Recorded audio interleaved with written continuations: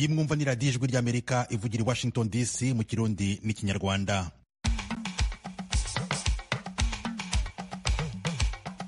Mu Rwanda twumvikanira kuri FM 104.3, naho mu Burundi ni ku mirongo migufi ya shortwaves kuri metero 25, 31 na 41.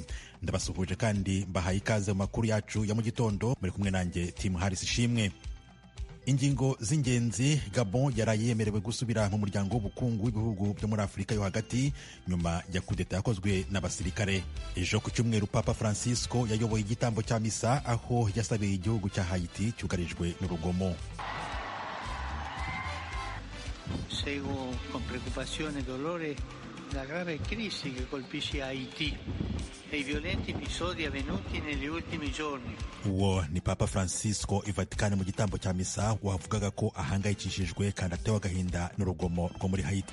Naho ku banyapalestina bari i Gaza bugarijwe n'ikibazo cy'inzara, Amerika na Yorodaniya byaraye bitanze imfashanyo y'ubutabazi irimo ibiribwa.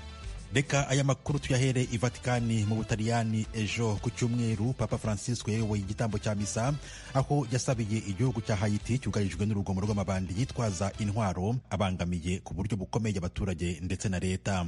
Ari i Vatikani mu Butaliyani aho yasomeye igitambo cya misa mu magambo ye bwite.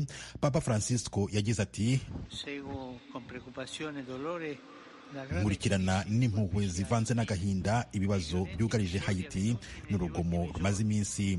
Papa Francisco yavuze aya magambo ahagaze imbere y'imbaga y'abantu benshi bari baje muri iyo misa, abasaba gusaba Bikira Mariya ngo abanyahayiti bagire amahoro kandi urugomo rwose ruhagarare. Yavuze kandi ko abanyahayiti nabo ubwabo bagomba gutanga umusanzu wabo ngo bagire amahoro n'ubwiyunge mu gihugu bashyigikiwe n'umuryango mpuzamahanga. Mu gihe hashize iminsi 3 isi yizihije umunsi w'umugore, Papa Francisco yahuje uyu munsi n'urugomo rwo muri Haiti, avuga ko hari icyo ashaka kuvuga kandi akagaragaza n'impuhwe ku bagore bose, cyane cyane abadahabwa agaciro. Yagize ati: rero haracyari byinshi tugomba gukora kugira ngo umugore yubahwe. Iki gihugu cya Haiti cyinjiye mu bihe bidasanzwe mu cyumweru gishize ubwo amabandi yitwaza intwaro afunguye gereza, abagororwa bagatoroka.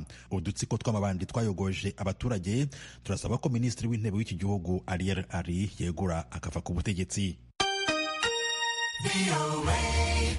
Igihugu cya Gabon cyari cyarahagaritswe mu muryango w'ubukungu w'ibihugu byo muri Afurika yo hagati CEEAC cyatangaje ko cyasubijwe muri uyu muryango. Gabon yari yaravanywe muri uyu muryango kubera kudeta yakozwe n'abasirikare bahiritse ubutegetsi bwa Perezida Ali Bongo Ondimba. Mu nama y'abakuru b'ibihugu byo muri uyu muryango yabereye i Malabo ho muri Guinea Equatorial niho hafatiwe icyemezo cyo gukuriraho Gabon ibihano byari byarafatiwe iki gihugu nyuma yo guhirika ubutegetsi. Minisitiri w'ububanyi n'amahanga wa Gabon Bwana Regis Onanga Ndiaye niwe wabitangaje, ndetse avuga ko Gabon yemerewe gusubira muri uyu muryango w'ubukungu uhuriwemo n'ibihugu byo muri Afurika yo hagati. Abakuru b'ibihugu byo muri uyu muryango bemeje kandi ko icyicaro gikuru cyawo kiguma i Libreville mu murwa mukuru wa Gabon.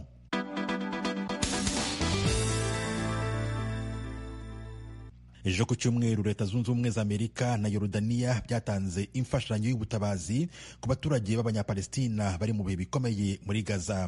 Igisirikare cya Amerika nicyo cyatangaje aya makuru kivuga ko imfashanyo irimo ibiribwa yatanzwe hakoreshejwe indege zabijugunyaga hasi. Iyi ntambara ibera i Gaza ishyamiranyije Israel na Hamas imaze guhatira ababarirwa muri miliyoni 2,300,000 kuva mu byabo. Kuva intambara itangiye yashyize mu kaga gakomeye abaturage b'abanyapalestina, aho basize badafite ibintu nkenerwa mu buzima birimo ibiribwa, amazi n'imiti. Igisirikare cya Amerika cyatangaje ko mu mfashanyo y'ubutabazi yatanzwe ejo ku cyumweru mu majyaruguru ya Gaza yiganjemo ibiribwa birimo umuceri, ifarini n'ibiryo byo mu bikombe. Imibare itangwa na Minisiteri y'Ingabo ya Amerika yerekana ko Amerika muri uku kwezi yatanze imfashanyo y'ibiribwa by'abantu bagera ku bihumbi 135. Perezida wa Amerika Joe Biden aherutse gutanga itegeko ku gisirikare ryo kubaka ahantu agateganyo ku cyambu kizafasha kugeza imfashanyo ku banyapalestina inyuze mu nyanja. Minisiteri y'Ingabo ya Amerika yatangaje ko ibyo bishobora kugerwaho byibuze nko mu gihe cy'iminsi 60, ariko abakora ibikorwa by'ubutabazi bakaba batewe impungenge z'uko icyo gihe ari kirekire ugereranije n'uburemere bw'inzara iri guhitana abantu. Reka amakuru havugwa hirya no hino ku isi tuyarangirize muri Afurika y'Epfo. Jacob Zuma wahoze ari perezida wa Afurika y'Epfo ejo ku cyumweru yagaragaye mu rusengero asengana n'abakristo bagaragaje ko bamushyigikiye, nawe yumvikana avuga ko yafunzwe kubera ibara rye ry'uruhu.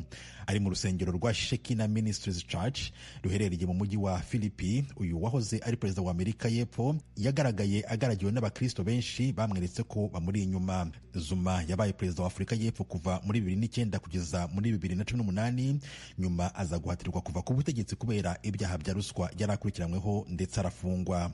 Kuri ubu Zuma ufite imyaka 88 y'amavuko yagaragaye kuri alitari y'urwo rusengero abyina indirimbo yitwa Umushiniwamu. Mu ijambo yavugiye muri aya materaniro, Zuma yavuze ko mu gihe cy'ikandamizwa yafungiye ku kirwa cya Robben, yongeraho ko no mu gihe cya demokarasi nabwo yafunzwe amezi 10, akumvikanisha ko kuba yarafunzwe ari uko ari umwirabura, ko iyo aza kuba umuzungu ntawe ari kumukoraho.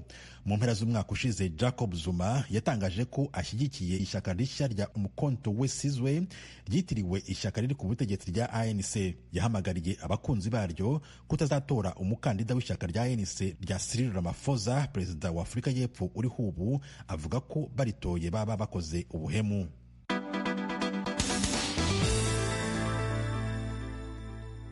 Mukomeje kumva radiyo yanyu ijwi ry'Amerika ivugira i Washington DC mu Kirundi no mu Kinyarwanda. Mujye no kuri wa3.radio-yacu@voa.com. Mukurikire aya makuru kuri Facebook na X, muradusanga kuri @VOA radio yacu. Mukanya turujya mu makuru y'akarere k'ibiyaga bigari bya Afurika.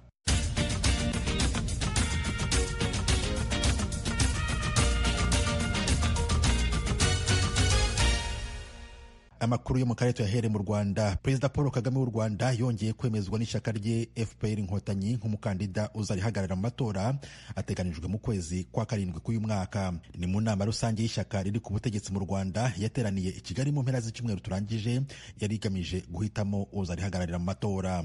Muri iyo nama kandi ishyaka FPR ryashyize ahagaragara icyegeranyo cyerekana uko manifesto yaryo y'imyaka 7 ishize yashyizwe mu bikorwa, ndetse ryerekana n'ibyo riteganya kuzageraho mu yindi myaka 5 iri imbere. Ahanini ibyibanzweho muri icyo cyegeranyo bishingiye ku iterambere ry'ubukungu n'imibereho myiza y'abaturage mu nzego zinyuranye, harimo ibikorwa remezo, ubuzima, uburezi n'izindi nzego zinyuranye. Ishyaka FPR Inkotanyi riri ku butegetsi mu Rwanda ribaye irya mbere mu yemewe mu Rwanda kwemeza umukandida uzarihagarara mu matora y'umukuru w'igihugu ateganijwe mu kwezi kwa karindwi. Perezida Paul Kagame uzahagararira iri shyaka mu matora yo mu kwezi kwa karindwi afite imyaka 66. Muri iyo 24 ayimaze ari perezida w'u Rwanda. Muri manda asoza y'imyaka 7 yateganijwe n'itegeko nshinga, nyuma y'uko rivuguruwe, komisiyo y'amatora mu Rwanda yemeje ko yatsinze ku majwi arenga 98%. Mo ihagarariye igihugu mu irushanwa rya BAL ribera muri Afurika y'Epfo yaraye itewe impaga ku mukino wari kwihuza na FUS de Rabat yo muri Maroc. Abateguye iri rushanwa basabye Dinamo y'u Burundi gukina yambaye imyambaro iriho ikirango cya Visit Rwanda, hanyuma iyi irabihakana, niko guhagarikwa muri iri rushanwa. Reka iyi nkuru ku buryo burambuye tuyibaze Desire Hatungimana wayiteguye. Umunezero abakunzi ba Dinamo kandi abakunzi ba basketball mu Burundi muri rusange bagize kuri no gatandatu, umugwi wabo utsinze Cape Town Tigers imbere y'abakunzi bawo wamaze igihe urume rumara.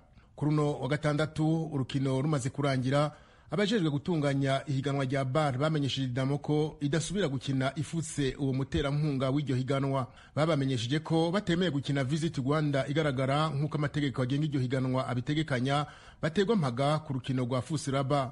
Dinamo yahawe amasaha 2 kugira ibe yatanze inyishu. Ico kiringo kirangira Dinamo itemeye gukinana iyo myambaro kuko leta y'u Burundi yababujije gukoza uwo mwambaro ku mubiri. Dinamo rero yaciye iterwa mpaga.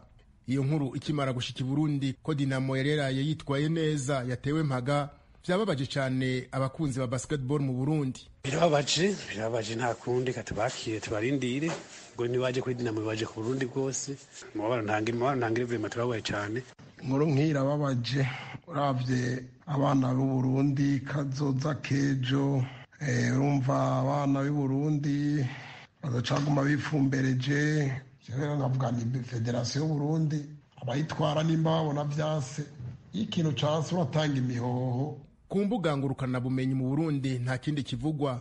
bati igihugu kiraguye mu kaga, abandi bati kuki abatwara igihugu batazi gutandukanya siporo na politike, abandi bati nabo nibashira amafaranga muri Visit Burundi aho kugwanya abari mu kazi, abandi nabo bati Apotre Manirakiza atwara ishirahamwe rya basketball mu Burundi arahamvye basketball y'u Burundi ngo hasigaye kumenya uzoyizura. Havuzwe amajambo menshi arimwo ishavu rirenze urugero. Amakuru dukura muri Afrika y'Epfo duhabwa na bamwe mu ndongozi za Dinamo nuko uno musi batahuka bagasubira i Burundi bagasezera izo nkino kuko batemeye kubahiriza amategeko agenga iryo higanwa. Kiretse ko umugwi wa Dinamo waciwe $50,000 by'amadolari y'Amerika kubona bakinye urukino rwa Cape Town Tigers bapfutse ahanditse Visit Rwanda n'agatambara kirabura, basketball y'u Burundi ishobora guhabwa ibihano vy'imyaka 5 ititabiriye igikorwa na kimwe ca basketball gitunganijwe muri Afrika no kwisi nzima, be n'ihadabu $500,000 by'amadolari y'Amerika. Ayo mafaranga atishuwe ibihano bizoca vyiyongera. Ale Majesté Barenga, umumenyesha makuru w'inkino mu Burundi, abona ko basketball mu Burundi ivyayo vyananiranye kandi ko yishwe n'abategetsi. Basketball yari yamaze gukrea ubuzi bwinshi cyane. Hari abantu bari abakoca bahembwa b'abanyamahanga b'abarundi bari basigaye bahembwa ku kwezi, bafise n'amakontra, abantu bari bapangishije amazu, abantu bafise ibirabo. Ikibazo cyo ni basketball izimanganye. Hama igikurikira kibabaje cyane nuko hazimanganye umunezero w'abarundi. Suko ngo babikoze batabizi, babikoze n'igirankana kugira bagiriye nabi igihugu cyose. Numva barafatiye amaboko imugongo, kazoza kugwaruka, kazoza ku Burundi, barafatiye amaboko imugongo abarundi n'abarundi kaze muri rusange. Na Crystal Gatabazi, umumenyereza wa basketball, akaba afise n'ishuri ryigisha ugo rukino, amenyesha ko kuzosubira gushika ku rugero ugo rukino rwari rugeze ko mu Burundi bizofata imyaka myinshi. Ingaruka izobiri kuri cyane cyane n'urwaruka rw'u Burundi.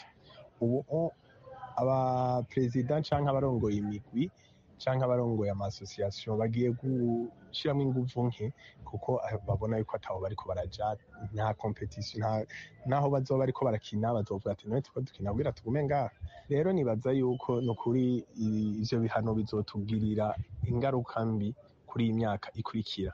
Atagihindutse ku munota wa nyuma nk'uko amakuru avi Pretoria abitumenyesha, bitekanijwe ko abakinyi ba Dinamo bashiki Bujumbura mu gatondo ko kuri no wa mbere. Desire Atungimana, Kigali, Ijwi rya Amerika.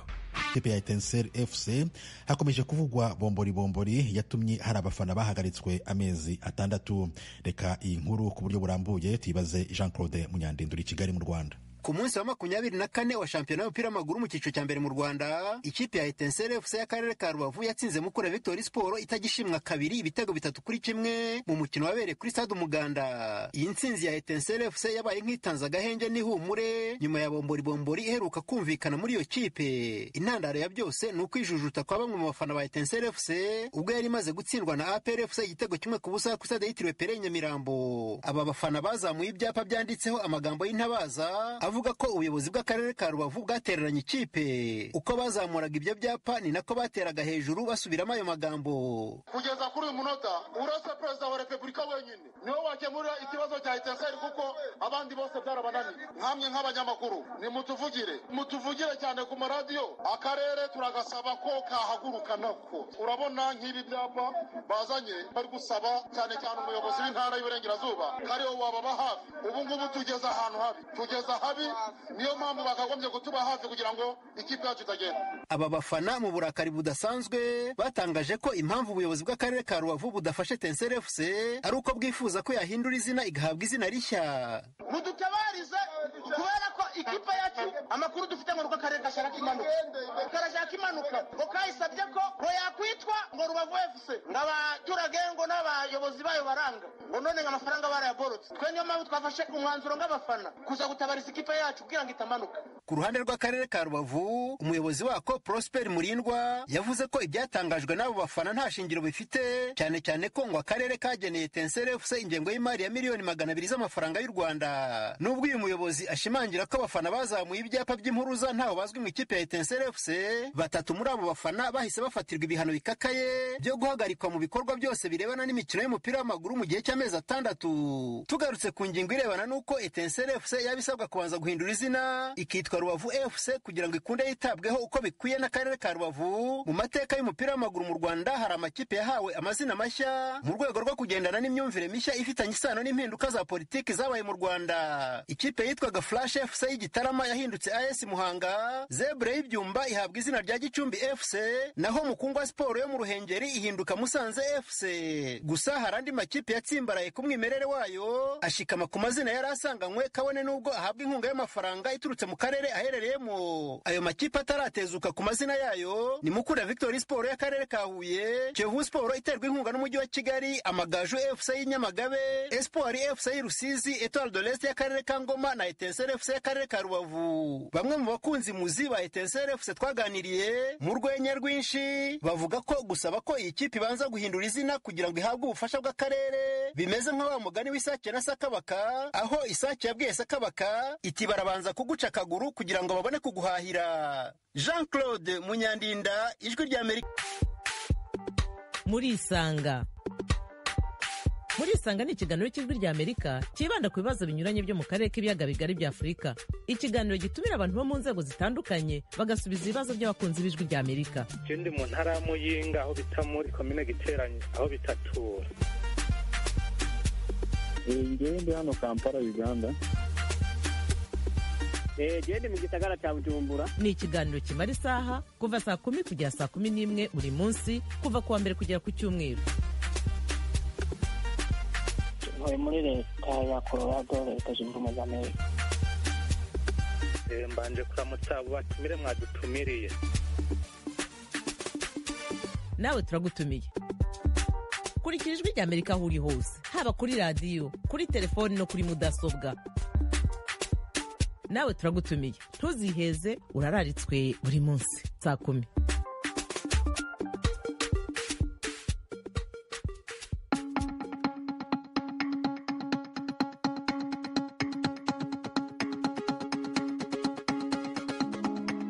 Inshuti muduteze amatwi amakuru tubagezaho muri aka kanya na tuyasoreje ayo muri iki gitondo, ariko turabararikira gukomeza gukurikira ibindi biganiro by'Ijwi ry'Amerika biri imbere. Nge mwumvaga ndi Tim Harris Ishimwe, nshimiye kandi na bagenzi banjye bamfashije kuyategura. Nadia Taha nawe wamfashije kuyegeranya, ndagushimiye. Nshimiye kandi na Etienne Karekezi wari uhagarariye. Mbifurije gukomeza kugira umunsi mwiza w'amahoro n'amahirwe.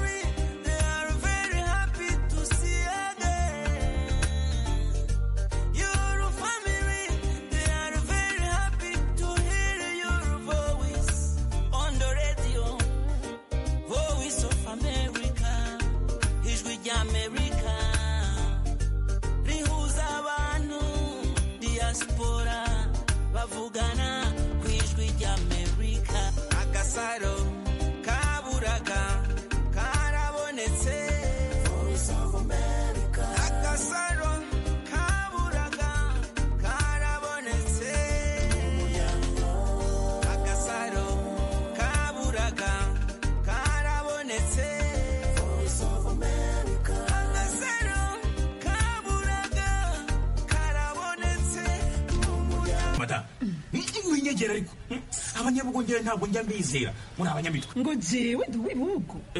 Yego rata. Uri umunyarusangikazi kuko nibo bagenda bimyozora nk'inka zabo. Ariko abirasi bimuhumuruka mani. Shofe, wenda unashaka uri iwacu rusangi uradutwara neza kandi ndakwizeye. Mie kwetu ni bugo. Ndiyo bugo. Wiki? Ni ukuvuga ko buri wese muri twebwe yagiye yibeshya ku wundi.